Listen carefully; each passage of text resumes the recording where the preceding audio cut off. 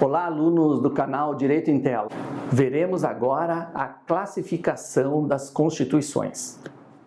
Quanto ao seu conteúdo, as constituições podem ser materiais ou substanciais, que é o conjunto de normas que tratam da estrutura do Estado e da sociedade, bem como dos limites da atuação estatal, estejam inseridas ou não no texto constitucionais, tais como forma de Estado, forma e sistema de governo.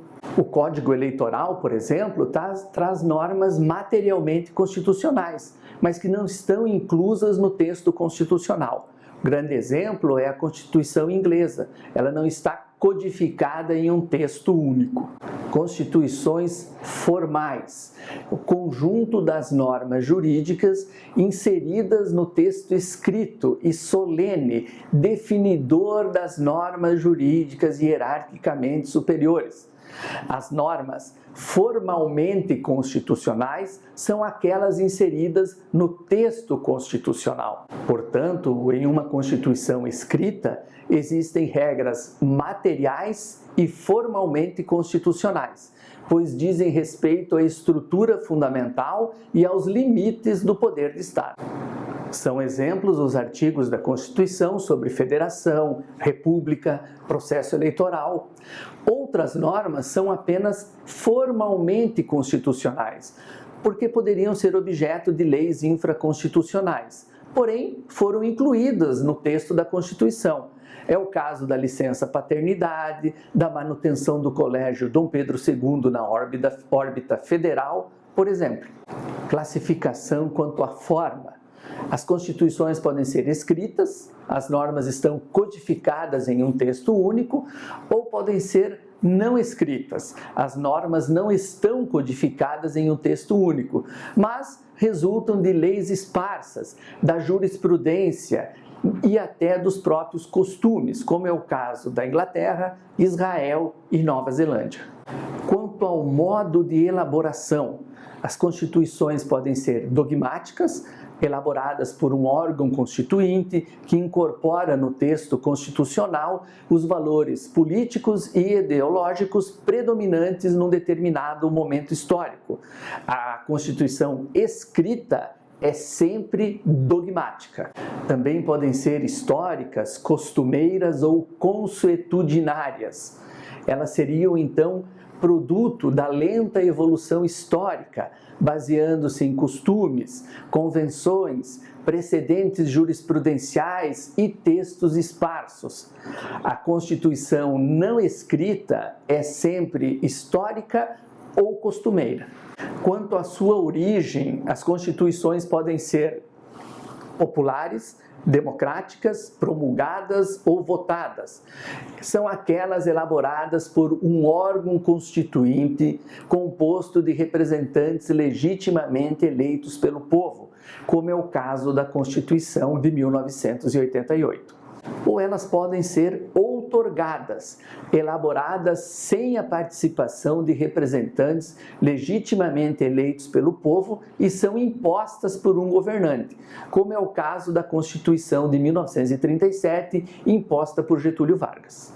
Quanto à estabilidade, mutabilidade, consistência ou alterabilidade, as constituições não são textos imutáveis. Elas devem conter dispositivos que possibilitem a alteração de suas normas de acordo com as modificações exigidas pela dinâmica social.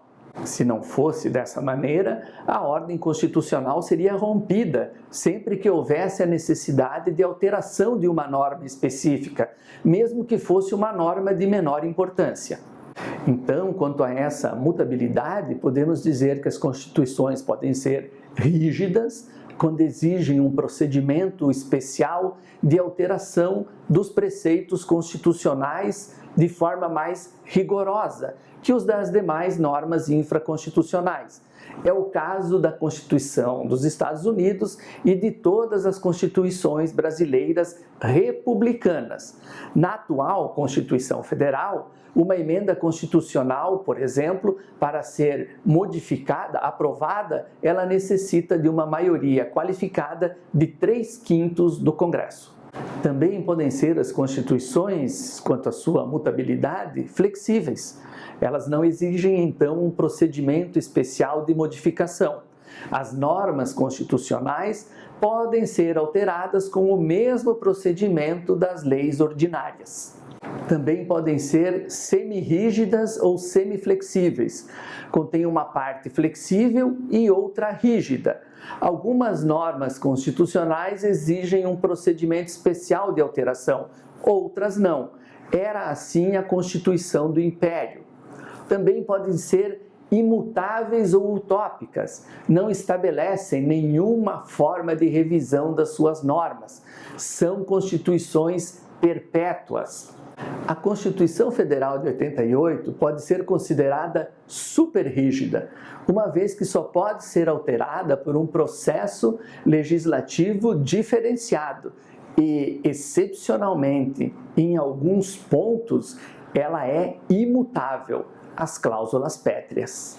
Quanto ao modelo ou à sua extensão e finalidades, a Constituição pode ser as chamadas Constituições Garantia, ou seja, é um modelo clássico. A Constituição estrutura e delimita o poder do Estado, estabelecendo a divisão de poderes e assegurando o respeito aos direitos individuais. O exemplo clássico é a Constituição americana. Também podem ser as constituições balanço. É um modelo, ou foi o modelo, adotado pelos juristas soviéticos. A Constituição registraria e descreveria a ordem política, econômica e social existente, refletindo a luta de classes no Estado. A cada novo estágio no rumo da construção do comunismo, uma nova Constituição seria promulgada. Temos também as constituições dirigentes. A Constituição, então, além de estruturar e delimitar o poder do Estado, inscreve um plano de evolução política, diretrizes a serem seguidas. É o caso da Constituição de 88. Quanto ao seu tamanho ou extensão, a Constituição pode ser sintética, concisa, negativa. Ela dispõe somente sobre os aspectos fundamentais da organização do Estado, bem como os seus limites, os direitos individuais.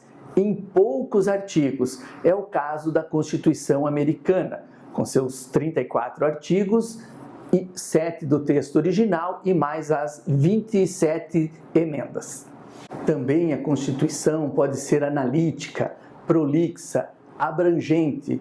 Ela dispõe, então, sobre diversos aspectos da organização do Estado, abrangendo questões que poderiam ser objeto de leis ordinárias em inúmeras normas constitucionais. Quanto à sua dogmática ou ideologia, a Constituição pode ser ortodoxa ou simples, influenciada por uma só ideologia, como era o caso da Constituição Soviética, ou ela pode ser eclética, complexa, compromissória, influenciada por ideologias de tendências diversas, resultando de uma fórmula de compromisso entre as forças políticas existentes em determinado momento histórico. Quanto à concordância com a realidade, a Constituição pode ser normativa, lealmente aplicada pela sociedade. O poder se adapta às normas. Uma Constituição só tem validade concreta se faz com que o poder se adapte a ela, pois ela serve como limitação para as ações do poder e ela também domestica o poder. A Constituição, então, é uma roupa que cai e se usa regularmente. Também podem ser nominais. Ela não é efetiva. O processo político não se adapta a ela. Existe uma Constituição que é perfeita formalmente, ou mesmo adequada formalmente, mas o poder político não se adapta ou não está à altura dela.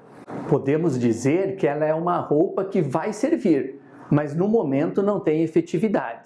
Foi assim com a Constituição Federal de 1967. A Constituição nominal está paralisada por uma construção fática que vai ser alterada no futuro. Constituições semânticas não serve como constituição propriamente dita, nem formalmente. Não gera limites para o poder, ela não se propõe a domesticar o poder. Um exemplo seriam as constituições que permitem a reeleição indefinidamente. Elas então não seriam uma roupa, mas uma fantasia, uma constituição disfarce, nas palavras de Loewenstein. É um instrumento para cristalizar as forças de poder, sem permitir que se domestique ou racionalize esse poder. Podemos então, com base nessa classificação, classificar a Constituição de 1988 da seguinte forma: quanto ao conteúdo, natureza formal; quanto à forma, escrita; quanto ao modo de elaboração, dogmática; quanto à origem, democrática; quanto à estabilidade, rígida; quanto ao modelo, dirigente; quanto ao tamanho, analítica; e quanto à dogmática, eclética. E então, gostou da aula? Foi útil para você? Venha ser feliz com a gente, inscreva-se no canal Direito em Tela, converse com os seus amigos e nos siga lá no Facebook e no Instagram. Um grande abraço e até a próxima!